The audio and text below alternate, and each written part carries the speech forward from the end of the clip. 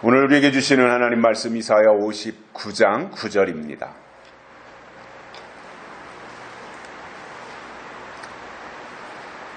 그러므로 공평이 우리에게서 멀고 의가 우리에게 미치지 못한즉 우리가 빛을 바라나 어두운 뿐이요 밝은 것을 바라나 캄캄한 가운데 행함으로. 아멘.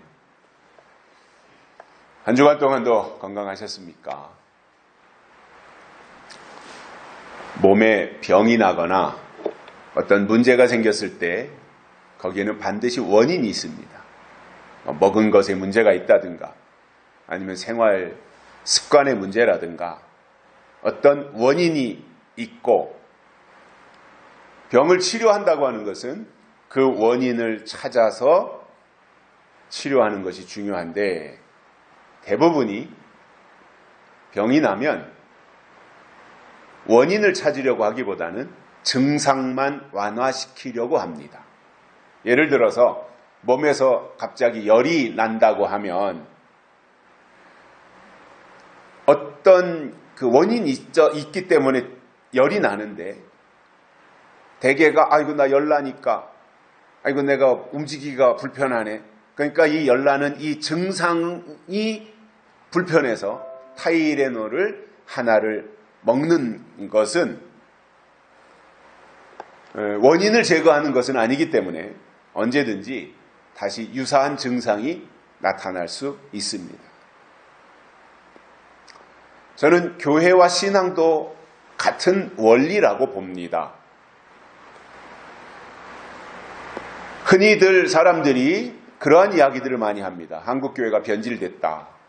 즉 성경이 말하는 교회에서 이탈했다는 이야기죠. 한국교회가 변질됐다 또는 심각하게 오염됐다, 이러한 말들을 하는데, 저는 그것에 대한 원인을 이렇게 생각합니다. 하나는 기복신앙이 침투해 들어온 것입니다. 교회 안에 기복신앙이 들어온 것이고, 다른 하나는 교회 안에 건전한 비판이 사라진 것입니다. 무슨 말이냐면, 목사는 하나님이 세운 주의 종이고 설교자이기 때문에 목사가 설교하는 것에 대해서는 무조건 순종하라고만 가르치다 보니까 거기에 길들여져서 비판의식이 없어졌습니다. 아예 비판하려고도 안 하고 비판할 생각조차 가지지 않습니다. 그 결과 목사가 강단에서 복음이 아닌 것에 대해서 설교를 해도 무조건 아멘이에요. 또 그렇게 세뇌를 시키다 보니까 성경이 아닌 것에 대해서 말하는데도 아멘이에요. 이거는 분명히 아멘할 상황이 아닌데도 불구하고 아멘을 하도록 훈련을 시켰던 것입니다.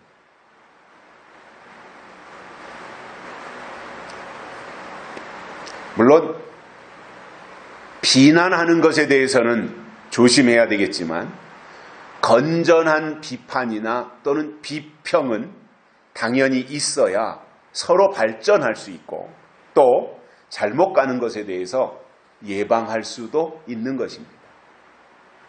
그래서 저는 우리가 신앙생활하는 데 있어서 하나의 공동체를 이루어가는 데 있어서 우리의 단순한 육신의 문제가 아니라 영혼의 문제이기 때문에 어떤 부분에 있어서, 특히 목사가 설교하는 설교 부분에 있어서 성경에서 이탈됐다, 이거 성경의 본문 내용과 전혀 다르다고 하는 것에 대해서는 지적도 할 수 있고 비판도 할 수 있어야 그 공동체가 건강한 것입니다.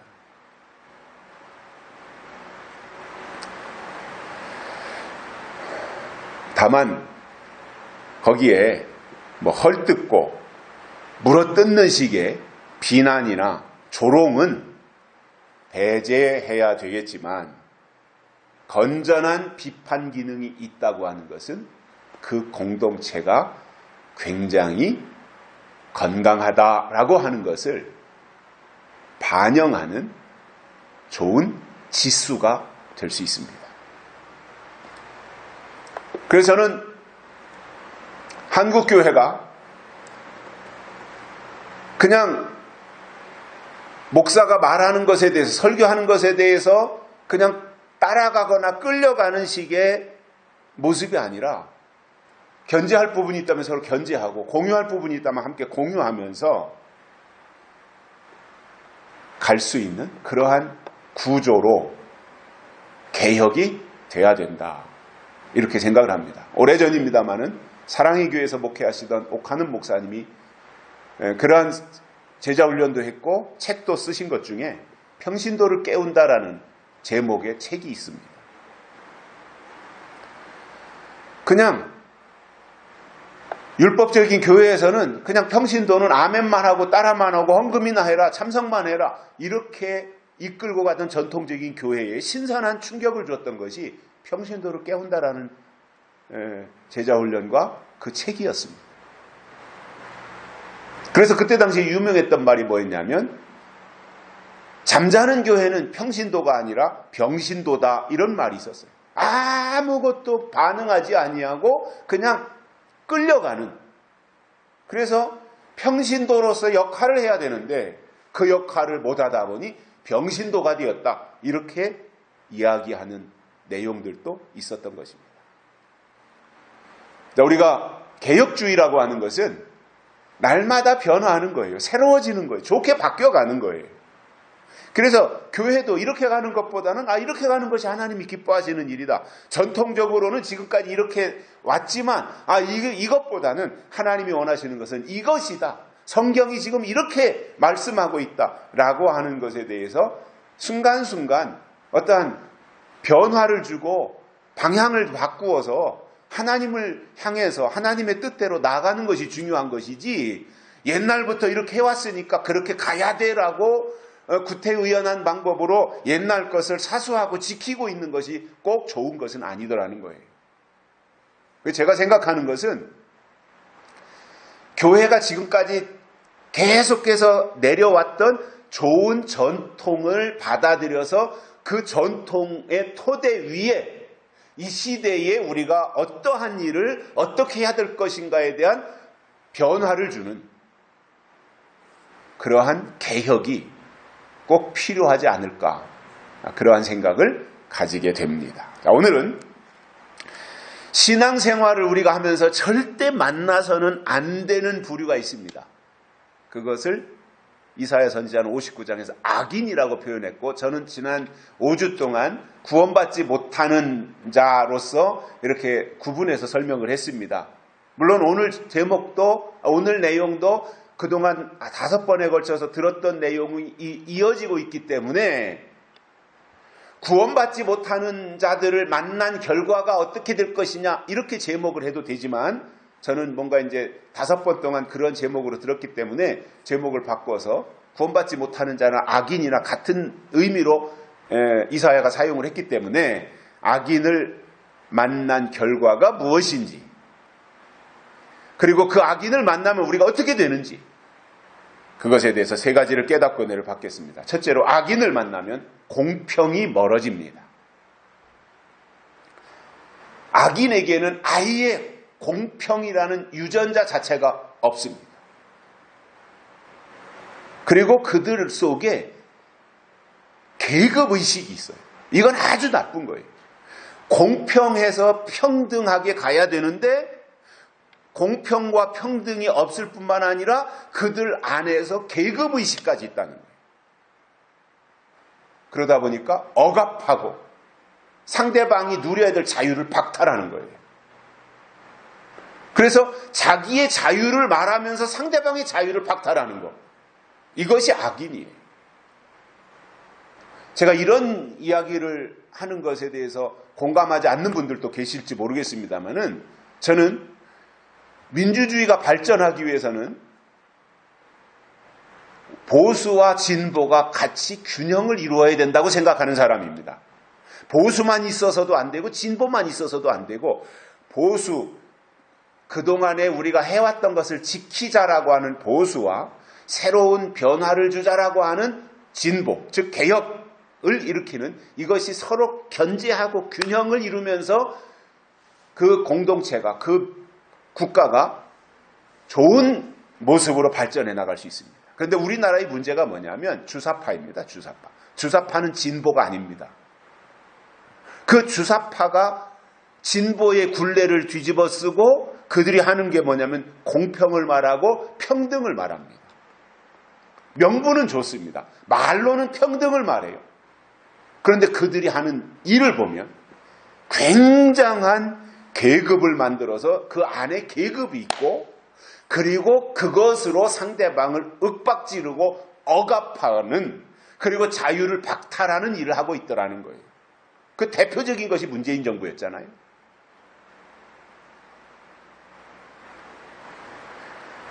정상이라면 국가의 지도자는 공평해야 됩니다. 정상이라면 교회의 지도자도 공평해야 됩니다. 그리고 살아가면서 점점 우리에게 공평이 가까워져야 되는데, 멀어진다고 하는 것은 뭐예요? 공평에서 멀어진다고 하는 것은 공평이 없다라는 말입니다.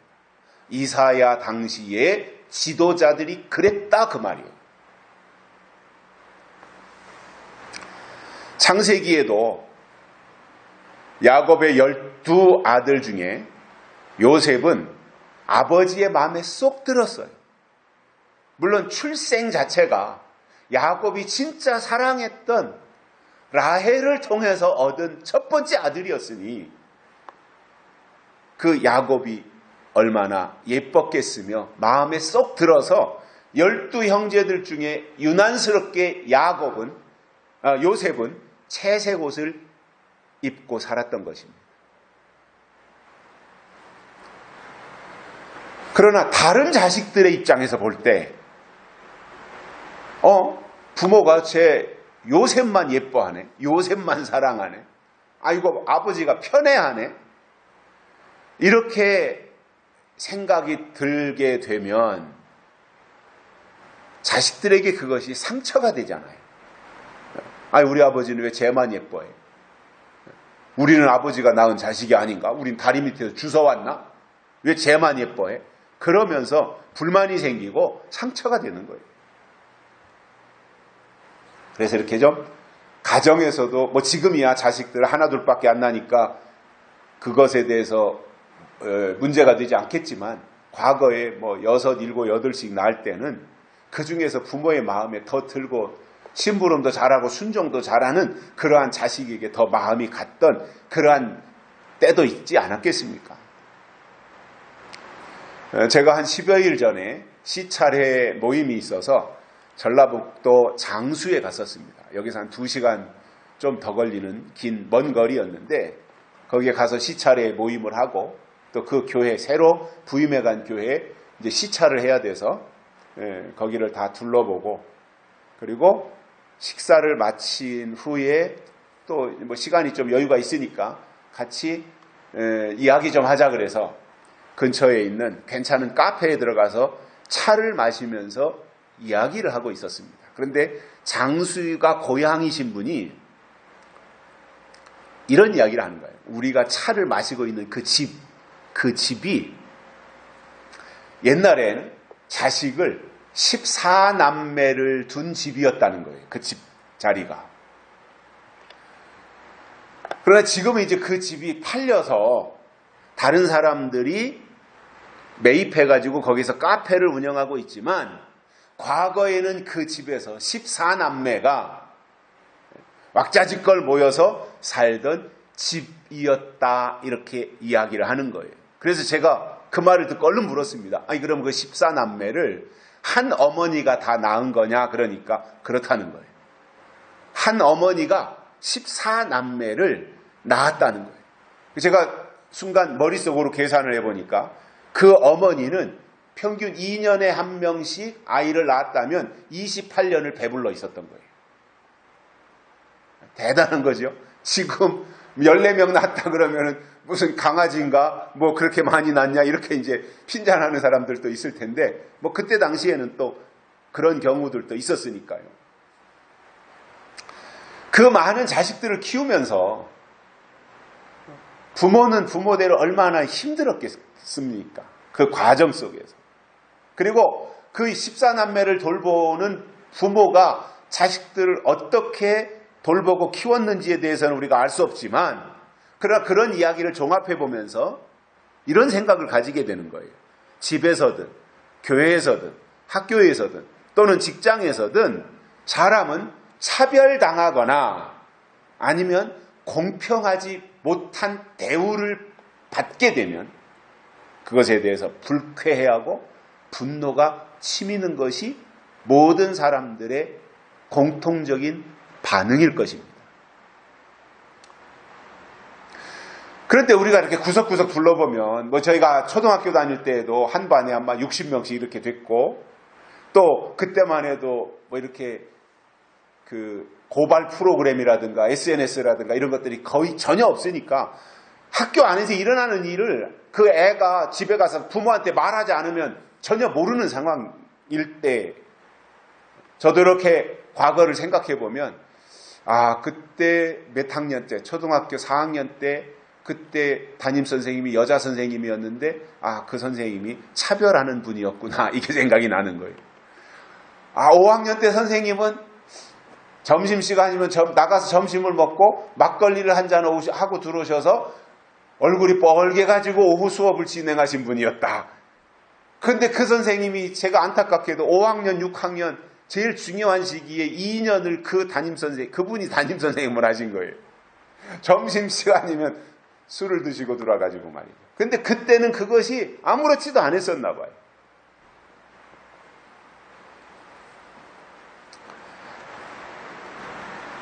돌이켜보니까 아 그때 선생님이 학생들을 이렇게 차별했구나. 더 마음에 드는 사람이 있을 것이고 한 번은 4학년 때 선생님이 기억이 갑자기 나는데 아마 이보다 조금 더 늦었겠죠. 수업 끝날 시간에 선생님이 학생들한테 그런 요구를 하는 거예요. 그 선생님은 이제 그 시내에서 사셨으니까 농사를 안 지셨으니까 야 너희들 집에서 농사 짓는 아이들 있으면 내일 학교 올 때 콩 한 단씩 잘라가지고 와라 이렇게 이야기를 하니까 농사 짓는 아이들이 학교 오면서 이만큼씩 콩 그 다발을 꺾어서 묶어가지고 들고 선생님 자리 옆에다 갖다 놓는 그 모습들을 봤어요. 근데 그런 것들이 하나의 어떤 공평의 문제가 되고 또 편애라든가 이런 것들로 작용할 수 있는 근거가 되었을 것이라고 추측을 해봅니다. 뭐 지금 같아서는 상상도 할 수 없는 그러한 일들인데 제가 이렇게 이제 성경을 보면 생각을 해봤습니다. 세상은 이렇고 학교도 이렇고 다 사람들이 모여 있는 곳에는 어느 정도의 불공정도 있고 불평등도 있고 편애도 있고 한데 하나님은 어떠신가? 라고 생각을 해보니까 감사하게도 하나님은 공평하신 분이에요. 송명희 시인의 그 노랫말처럼 공평하신 하나님이 나남이 없는 건 나남이 있는 건 나 없지만 공평하신 하나님이 나남이 없는 것 같게 하셨네. 이런 그 노랫말처럼 그가 뇌성장애인으로서 살면서 하나님이 공평하시다 이렇게 말한 거예요. 정상적인 사람이 그랬다면 이해가 되는데 장애인으로 살면서 하나님이 공평하시다. 왜냐? 처음에는 불평했겠지만 하나님을 만나고 보니까 남에게 있는 것이 나에게 없었지만 그러나 돌이켜보니 남에게 없는 것이 나에게 있다. 그래서 하나님은 공평하시다. 이렇게 고백했던 거예요. 제가 그전에도 한번 그런 얘기를 했는데 제가 합창단 이런 연주하는데 합창단이 공연하는데 이렇게 가면 뭐 저는 1년에 한두 번씩 그런 기회가 저한테는 있거든요. 가면 이렇게 유심히 봐요. 참 성악을 전공하고 남자들 여자들 어울려져서 중창을 하고 합창을 하고 하는 모습이 참 보기 좋잖아요. 그 꾀꼬리 같은 소리로 음악을 하고 하는 이런 모습들이. 근데 이렇게 유심히 보면 한 40여 명의 단원들이 되는데 눈에 띌 정도로 미모가 뛰어난 사람은 없더라는 거예요. 왜냐? 목소리가 예쁘니까 외모는 덜 예쁘게 해도 그게 그 사람에게 주신 달란트를 개발해서 공평한 모습으로 나타나는 거잖아요. 그래서 어떤 사람은 이게 장점이고 어떤 사람은 이게 장점인데 그 사람들이 저 사람은 왜 저러냐라고 말을 하지만 그리고 그 사람에게 없는 것을 찾아내서 지적을 하지만 우리 하나님은 우리의 장점을 보고 칭찬을 하시더라는 거예요.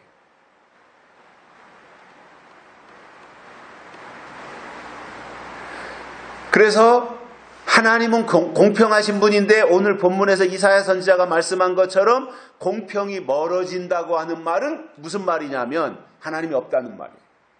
악인들은 공평하지 못하다 이겁니다. 즉 하나님이 없다는 말이에요. 그런데 제가 성경을 보면서 깨달은 것이 있습니다. 하나님 자신이 공평하신 분인데 이 땅에서는 이 지상에서는 공평이 없지만 앞으로 하나님이 이 땅에 완성하실 천년왕국이나 새 예루살렘은 그야말로 가장 공평한 곳이다. 이렇게 성경이 말씀하고 있더라는 거예요. 계시록 20장은 천년왕국에 대한 설명인데 이 계시록 20장의 천년왕국에 대해서 이사야 선지자는 이사야 9장 7절에서 영원토록 공평과 정의로 그것을 보존하실 것이라 이렇게 말씀했고 이사야 32장 1절에서는 장차 한 왕이 의로 통치할 것이요 방백들이 공평으로 정사할 것이다, 정치할 것이다 이렇게 말씀하고 있습니다. 그래서 공평하신 하나님은 하나님의 사람들을 천년왕국으로 데려가시는데 아무나 다 데려가시겠다는 것이 아니라 그 시대에 하나님이 주신 약속의 말씀을 기준 삼아 그 말씀을 받고 따르면 하나님이 그를 약속의 땅으로 데려가시지만 주신 말씀을 받지 않으면 데려가지 않는 이것이 하나님의 공의이고 공평이더라 말입니다.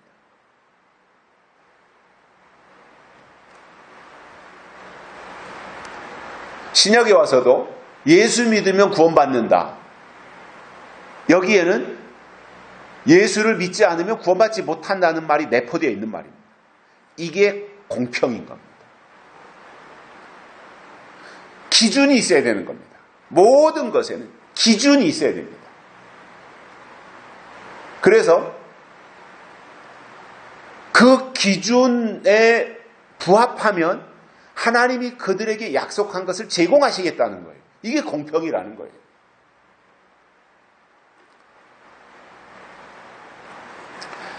제가 지난주에도 말씀을 드렸지만 예수님의 재림은 주먹구구식으로 들쑥날쑥 되는 것이 아니라 순서가 있다는 말씀을 드렸습니다.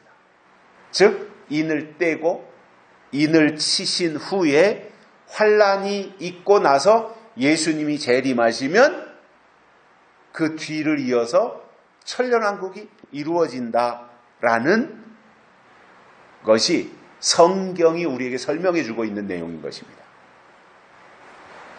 자, 그러면 저는 오늘 천년왕국은 공평한 곳이다 라고 하는 것 때문에 이 부분을 좀 더 설명하기 위해서 우리가 신앙생활하는 데 있어서 신학적으로 중요한 부분에 대해서 잠깐 말씀을 드리려고 하는데 이 천년왕국에 대한 주장이 세 가지로 나누어집니다. 전천년설, 후천년설, 무천년설 이렇게 세 가지 학설로 천년왕국이 나눠집니다. 전천년설이라는 말이 무슨 말이냐면 천년왕국이 이루어지기 전에 예수님이 이 땅에 재림하신다 그 말이에요. 후천년설은 천년왕국이 다 끝나고 나서야 예수님이 그때 재림하신다라는 설명인 거예요. 후천년설. 무천년설이 있는데 무천년설은 뭐냐면 천년왕국은 없다라는 거예요. 그래서 지금 현재 이 교회 시대가 천년왕국이다 이렇게 주장하는 사람들입니다. 그러면 이 세 가지 학설 중에서 우리 교회는 성경을 근거로 해서 전천년설, 즉 천년왕국이 이루어지기 전에 예수님의 영광스러운 재림이 있다. 즉 예수님이 재림하시고 난 이후에 가서 천년왕국이 이루어진다. 이것을 우리는 믿고 있는 거예요. 그런데 우리가 전천년설을 받아들이고 있는데 이 전천년설은 다시 두 가지로 구분할 수 있는데 하나는 역사적 전천년설이 있고 다른 하나는 세대주의적 전천년설이 있습니다. 역사적 전천년설이라는 말은 역사 속에서 천년왕국이 이루어지기 전에 예수님이 실질적으로 이 땅에 재림하신다. 그렇기 때문에 역사적 전천년설에 있어서 중요한 것이 어디냐면 교회인 거예요. 교회가 중요해요. 교회를 통해서 하나님의 일이 이루어진다라는 거예요. 그런데 이 세대주의적 전천년설은 세대주의 전천년설, 천년왕국 전에 예수님이 재림하신다는 것은 우리하고 역사적 전천년설하고 세대주의적 전천년설이 같은데 이 세대주의적 전천년설이 중요하게 생각하는 것이 뭐냐면 이스라엘 나라예요. 우리는 교회가 중요하다고 말씀드렸잖아요. 그런데 세대주의 전천년설에서는 이스라엘이 중요한 거예요. 그래서 이스라엘이 회개한 이후에야 예수님이 재림하시고 그리고 천년왕국이 이루어진다라는 주장을 하고 있는 거예요. 그래서 세대주의자들은 지금도 여전히 이스라엘 나라가 회개하기를 기다리고 있는 거예요.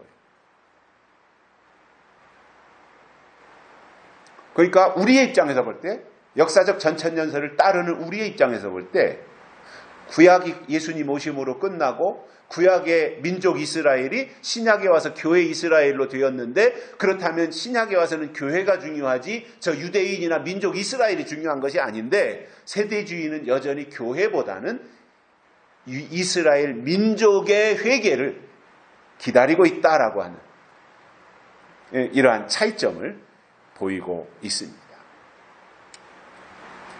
그래서 앞으로 하나님이 정한 때가 되면 먼저 거짓 선지자가 나옵니다. 거짓 선지자가 나와요. 그리고 그 뒤를 이어서 적그리스도가 등장하는데 이 두 세력을 가리켜서 계시록에서는 짐승이라고 했고 이러한 짐승 속에는 공평이 없습니다. 여러분, 적그리스도 속에 공평이 없습니다. 공평이 있다면 자기를 보여 하나님이라는 말을 절대 하지 않습니다.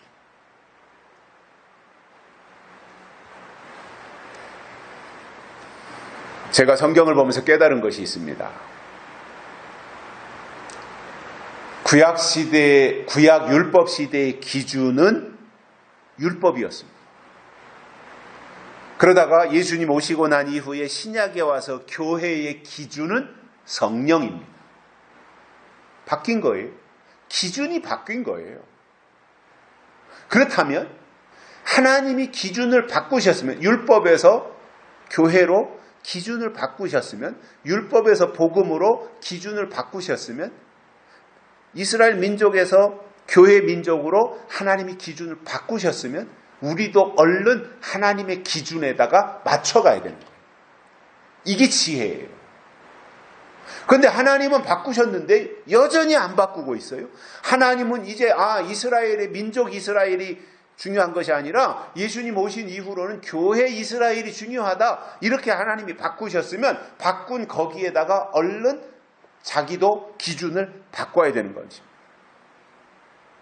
그런데 안 바꾸고 그것을 옛날 것을 오히려 더 사수하려고 한다. 그것이 바리새인인 것입니다.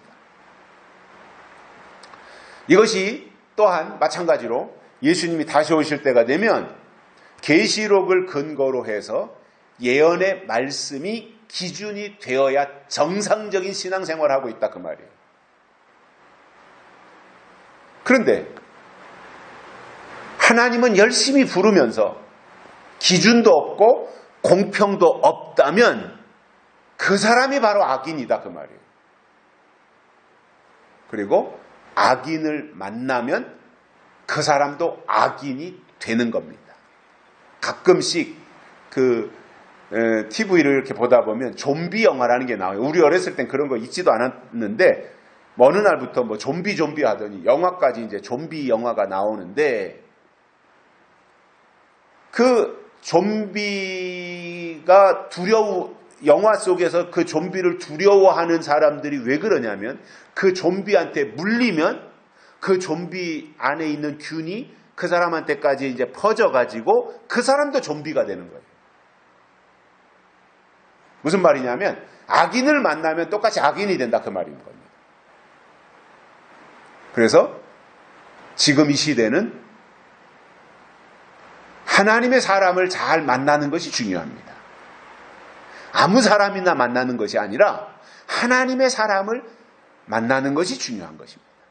왜냐하면 영향을 받기 때문에 그런 것입니다. 두 번째로는 의가 미치지 못합니다. 악인에게는 의가 없기 때문에 악인을 만나면 의가 그에게 전달되지 않습니다. 자, 그러면 성경이 말씀하시는 믿음은 하나님이 인정하셔서 의롭다 여기시는 거예요. 하나님이 의롭다 하시는 거예요. 우리는 본질상 진노의 자식이고 우리 속에는 의가 없어요. 그런데 하나님이 보실 때 이제부터는 내가 너를 의롭다고 할게. 그런데 기준이 있어야 될 거잖아요. 하나님도. 왜 그 사람을 의롭다고 하느냐? 믿음이 있으면 의롭다 하시겠다. 이것을 하나님 스스로가 정하신 거예요.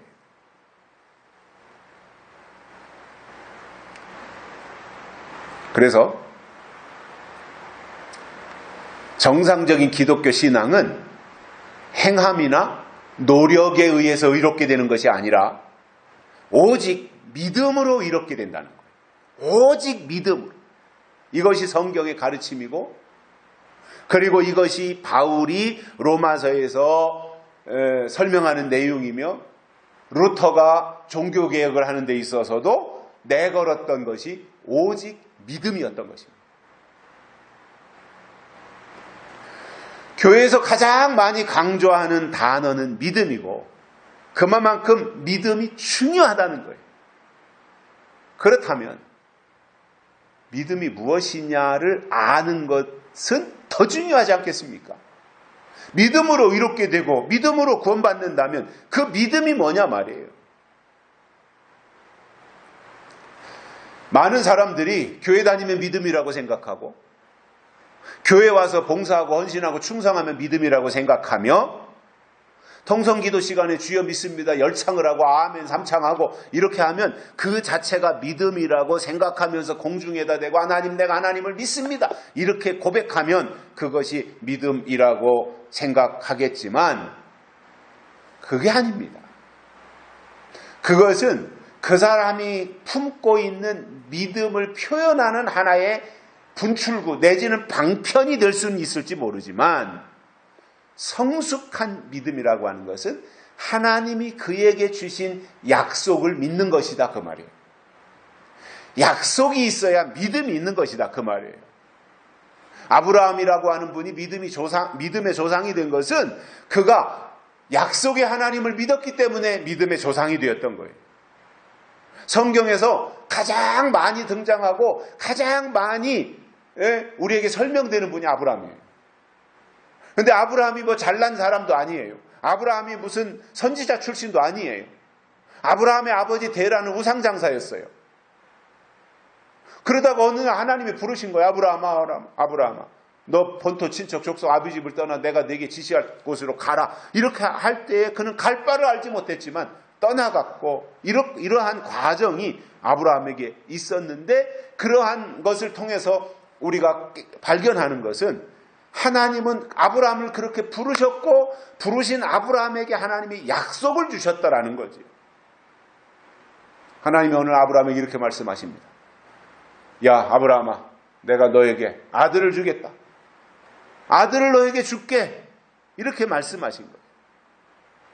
그런데 그 말씀을 해놓고는 마냥 기다리게 했던 거예요. 여러분, 작년에 말하고 올해 이루어진다면 그거 기다리지 못할 사람 없어요. 어제 말한 것이 오늘 이루어진다고 안 기다릴 사람이 어디 있어요? 그런데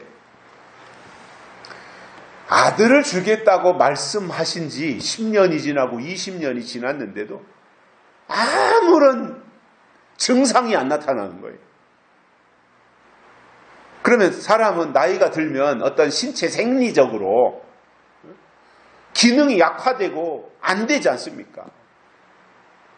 여자들 같은 경우에 생리가 끊어지면 임신을 못 하잖아요. 그러면 아브라함의 부인 사라는 이미 경수가 다 끊어졌단 말이에요.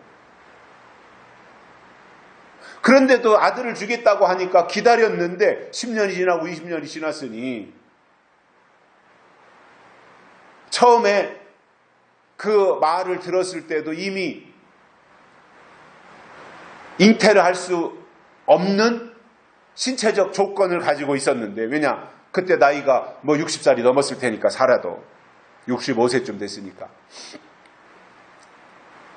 그런데 거기서 10년이 지났고 또 20년이 지났으면 어떻게 된 겁니까? 나이가 90살은 된 거 아니겠어요? 그런데도 뭐 아무 소식이 없는 거예요. 그런데 어느 날 그 답답한 마음으로 그냥 뭐 하나님이 말씀하셨으니까 라고 생각하고 있는데, 때가 되니까 하나님이 다시 아브라함에게 드디어 찾아오셔가지고 내년 이맘때 너에게 아들이 있으리라. 그리고 나서 그 약속한 그때에 드디어 아들 이삭을 얻었는데, 지나고 보니까 아브라함이 독자 이삭을 얻기까지 기다린 시간이 25년이었던 것입니다. 우리가 하나님의 약속을 받았다면 그 다음에 할 일이 있습니다. 그게 뭐냐면 그 약속이 이루어질 때까지 기다리는 것이고, 하나님은 그 기다림을 믿음으로 보신다는 말입니다. 그래서 믿음은 하나님이 주신 약속이 있어야 되고, 그래서 약속을 붙잡고 그 말씀이 이루어질 때까지 묵묵히 기다리는 것을 믿음이다, 이렇게 말하는 거예요. 오늘 부흥회를 하니까 내가 방방 뜨고 뭐 뒤집어지기도 하고 엎어지기도 하고 그래서 떼글떼글 굴르기도 하고, 이게 믿음이 아니라 하나님이신 약속을 붙잡고 그 약속이 이루어질 때까지 기다리는 것 자체를 하나님은 믿음으로 보신다는 거예요.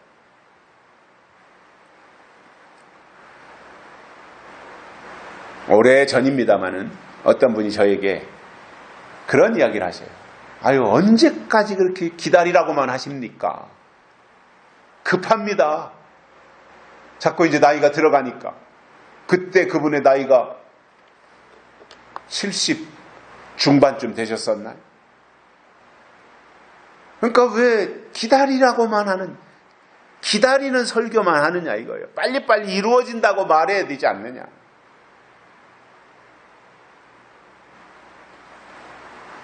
그런데 그걸 제가 어떻게 알아요? 왜냐하면 제가 알고 있는 것은 분명히 하나님이 하실 영역이 있고 사람이 할 일이 있다는 거예요. 하나님이 하실 일이 있고 우리가 할 일이 있는데, 하나님이 주권을 믿는다고 하면서 자꾸 하나님이 하실 일을 우리가 건드리면 안 되잖아요.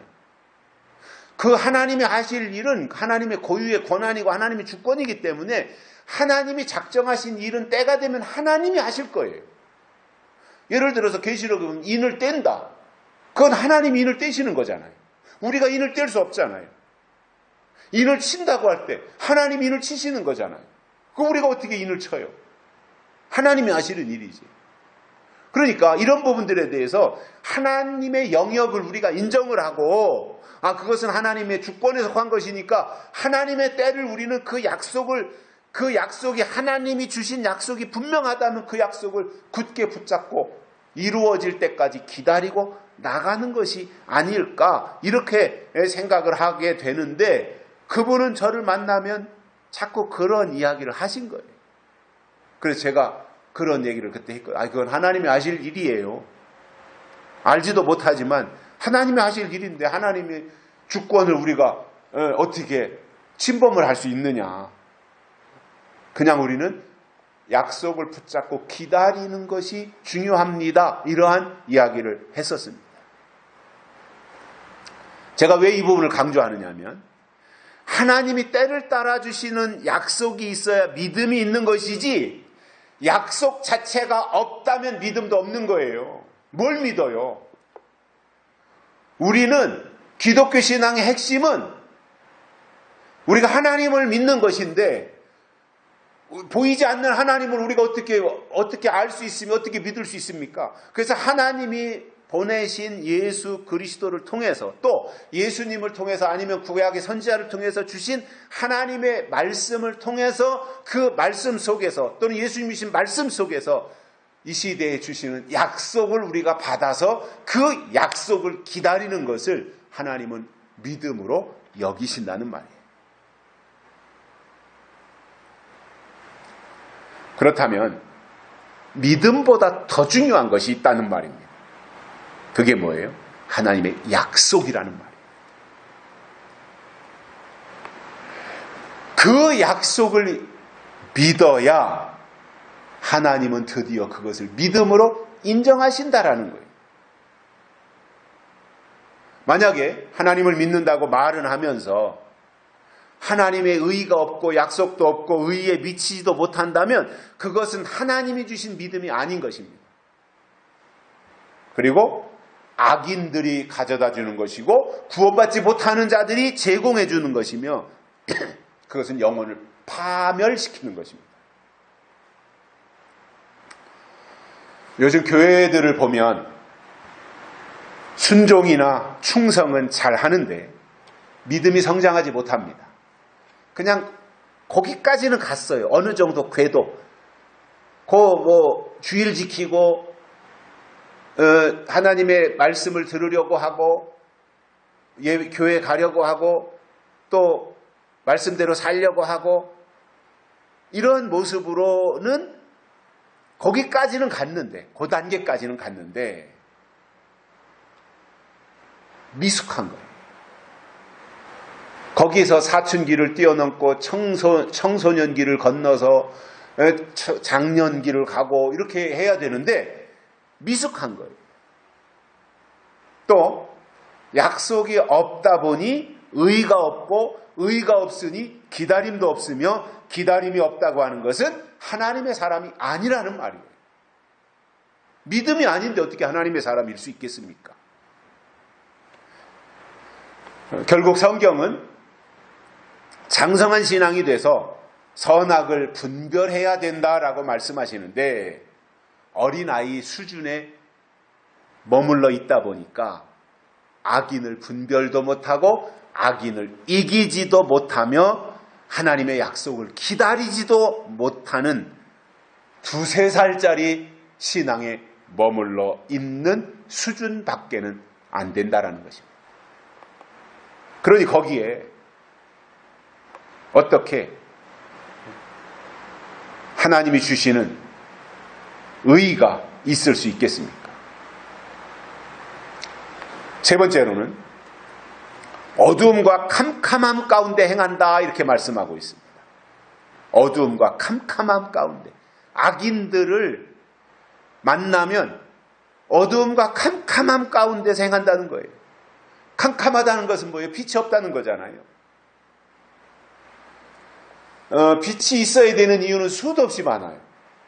그런데 가장 대표적인 것을 든다면 빛이 있어야 생명이 있지 빛이 없으면 생명도 없는 것입니다. 바울은 데살로니가전서 5장에서 낮에 속한 자와 밤에 속한 자에 대해서 설명하는 내용이 나오는데 5장 4절에서 바울이 이렇게 말씀합니다. 형제들아 너희는 어둠에 있지 아니하나니 그날이 도적같이 너희에게 임하지 못하리라. 너희는 지금 어둠에 있지 않기 때문에 그날이 예수님의 재림이 도적같이 임하지 않는다. 이 말씀을 해준 거예요. 즉 낮에 속한 자는 예수님의 재림이 도적같이 이르는 것이 아니라 예수님이 재림하시는 날짜는 알 수 없지만 징조를 통해서 예수님이 재림하실 때가 되었구나라고 하는 것에 대해서 알 수 있게 된다는 거예요. 낮에 속한 자는 알 수 있다는 그런 말씀을 바울이 해주고 있는 거예요. 반대로 2절과 3절에서는 어둠에 속해서 주의 날이 도적같이 이를 것으로 알고 있는 그들에게는 멸망이 홀연히 온다 이겁니다. 어둠에 속해 있는 자들은 때도 모르고 분별도 못하기 때문에 예수님의 재림이 도적같이 온다는 거예요. 어느 날 변한간 나타난다라는 거죠. 낮에 속한 자는 알고 준비하게 오시지만 밤에 속한 자는 아무것도 준비하지 못한 상태에서 도적같이 오신다라고 하는 그 말씀을 바울이 해주고 있습니다. 하나님이 천지를 창조하실 때도 보면 낮에는 일하고 열심히 활동하게 하셨고 밤에는 잠을 자도록 설계하셨습니다.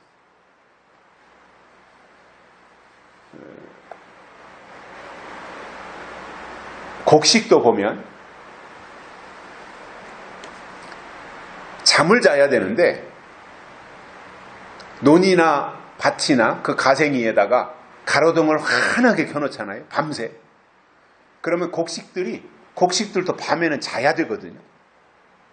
그런데 가로등을 환하게 켜놓으니까 곡식이 계속 낮인 줄 아는 거예요.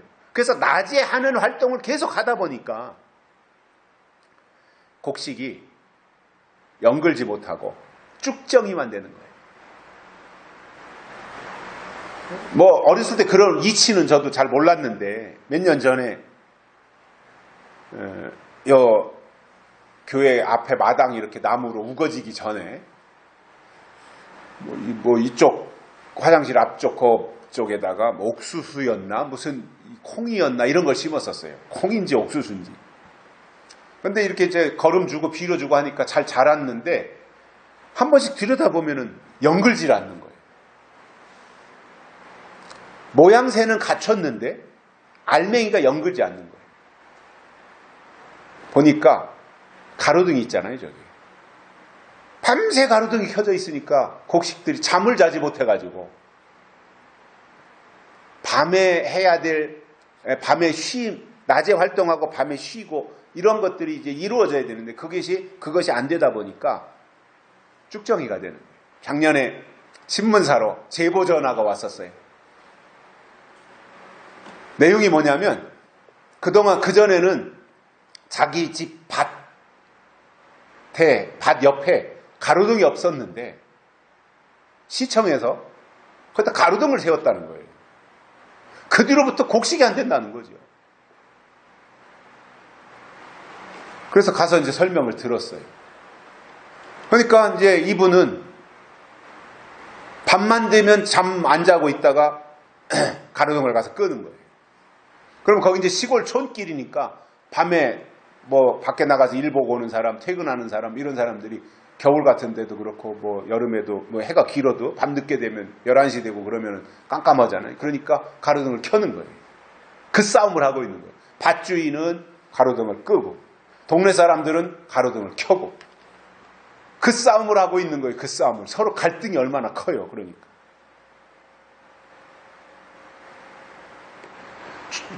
밭 주인의 입장에서는 그거 불 켜면 농사 안 된다 이거예요. 당연하죠. 그 사람에게는 그게 생명과 같은 것인데.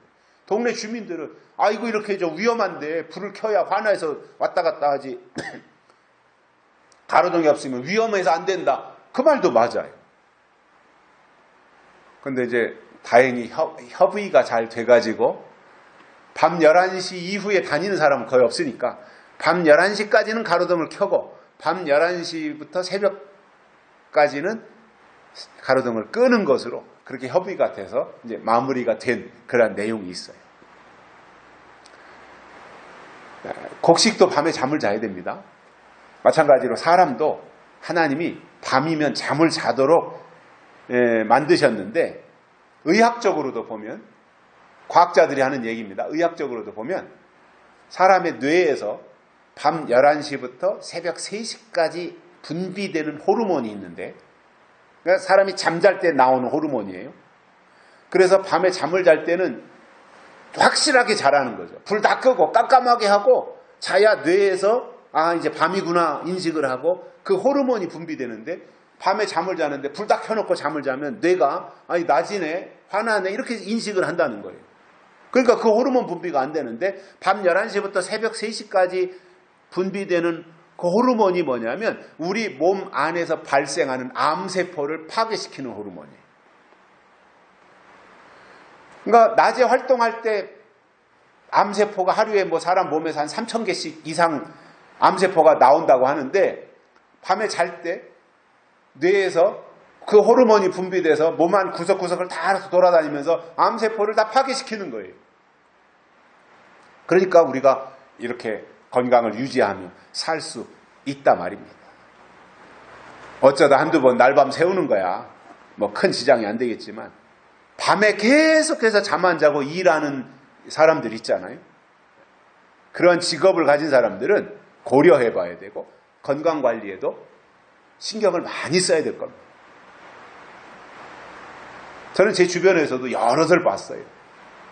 꼭 그것 때문에 100% 암에 걸린 것이다 이렇게 단언할 수는 없지만, 제 주변에서도 제 나이 또래, 제 동갑내기 이런 사람들이 암으로 세상을 떠난 사람들을 몇 명을 봤는데, 그 사람들이 다 밤 12시에 나와서 새벽 아침 7시, 8시까지 일하는 사람들이에요. 그러니까 그때 그 의학자들, 과학자들이 하는 얘기가 맞는구나. 왜냐하면 신문 배달하는 일을 하니까, 신문 배달하는 일이 밤 12시 되면 신문차가 와서 떨어뜨리고 가면 이제 그때부터 그 사람들이 나와서 그거 다 자기가 배달할 거 분배해가지고 이제 한 4시쯤 되면은 이제 배달하러 떠나거든요. 그러니까 그 사람들은 저녁 먹고 초저녁에 한 7시 되면 자고 밤 12시에 나온단 말이에요. 그러니까 그러한 이제 건강을 잃어버리는 그러한 모습들도 제가 지켜본 내용들입니다. 또 요즘 사회적으로도 문제가 되는 것이, 청소년들이 낮에는 열심히 공부하고 밤에는 자야 되는데, 요즘에 다 이게 바뀌어가지고 말이죠. 새벽 2시, 3시까지 게임하고 안 잔다는 거예요. 그러다가 이제 한 새벽 서너 시 돼가지고 그때 잠들면 아침 11시나 돼야 일어나고, 제 후배 또 딸들이 20몇 살 대학교 졸업한 딸도 있고 그런데 미치겠다는 거예요. 형님 미치겠어요. 왜? 이 딸들이 왜 밤에는 어디가 나타나지도 않고 어디 가서 있다가 새벽 한 4시나 되면 들어와가지고 그때 자면은 11시, 12시나 돼야 일어난다는 거예요. 그러니 요즘 최근에 밝혀진 내용들도 보니까 청소년들이 정신질환이 많다는 거예요. 정신질환. 정신이 건강해야 되는데 청소년 때 이 정신질환이 요즘 마약 얘기도 나오잖아요. 마약.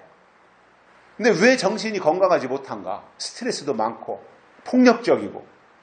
왜 그러냐면 이게 생활이 제대로 안 되는 거죠. 밤에 잠을 자야 되는데 그 생활이 안 되다 보니까 기능이 정상이 안 되는 거죠. 이사야 선지자가 말씀한 것도 보면 어둠과 캄캄한 가운데서 행한다고 하는 것은 비정상이라는 말이에요. 또 어둠의 자식이라는 거예요. 영적으로도 중병에 걸릴 수밖에 없는 그 내용을 말씀해주고 있습니다. 계시록 9장에 보면 황충이가 나오는 장면을 설명하기를, 큰 풀무에 연기가 올라오며 해와 공기가 그 연기로 인하여 어두워지며 황충이 연기 가운데 땅 위에 나온다 이렇게 말씀하고 있습니다. 그러니까 황충이가 언제 나오냐면 영적으로 어둡게 하고 황충이가 등장하는 거예요. 그리고 황충이에게 사로잡히면 당연히 영이 어두워지기 때문에 때를 분별하지 못하고 하나님의 뜻이 무엇인지조차도 알 수 없게 된단 말입니다.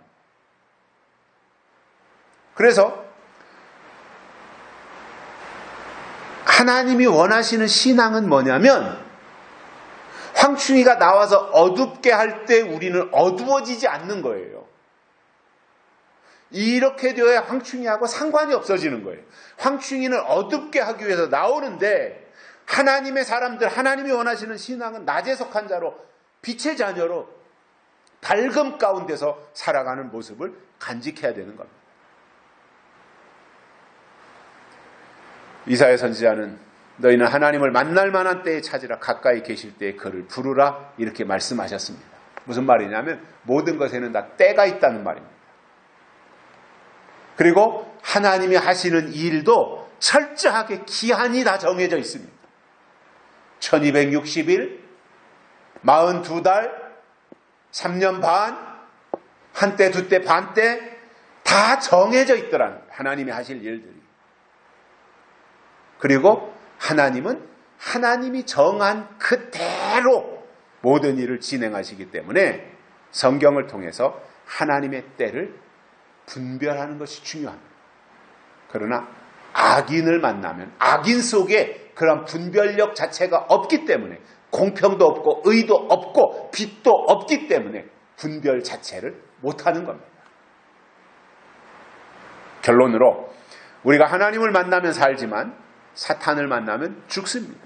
그 이유가 뭐냐면 공평이 없고 의가 없고 어둠과 캄캄한 가운데 머물기 때문이라는 것을 아시고, 우리가 현재 살아가고 있는 이 현실적 상황은 어렵지만 늘 하나님의 빛을 받아서 어둠을 물리치고 낮에 속한 자로 빛의 아들로 살아가시기를 주의 이름으로 축복합니다. 살아계신 하나님 아버지 감사합니다. 오늘도 우리를 불러주시고 하나님의 말씀을 듣게 해주셔서 감사를 드립니다. 우리는 다 하나님 앞에서 낮에 속한 자로 빛의 아들로 살아갈 수 있도록 도와주시고 악인을 분별해서 물리칠 수 있는 그러한 믿음의 사람으로 만들어 주시옵소서. 악인이 되어서도 안 되고 악인을 만나서도 안 된다고 하는 이러한 내용을 우리가 기억하고 하나님 중심의 삶을 살아가는 저희들 되게 해 주옵소서. 다시 오실 예수님의 이름으로 간절히 기도드리옵나이다. 아멘. 찬송가 321장입니다.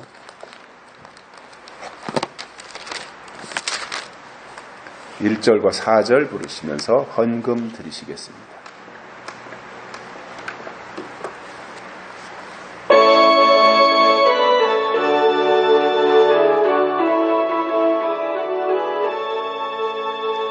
서비한 주께서 부르시네 부르시네 부르시네 사랑의 빛을 내버리고 점점 더 멀리 가나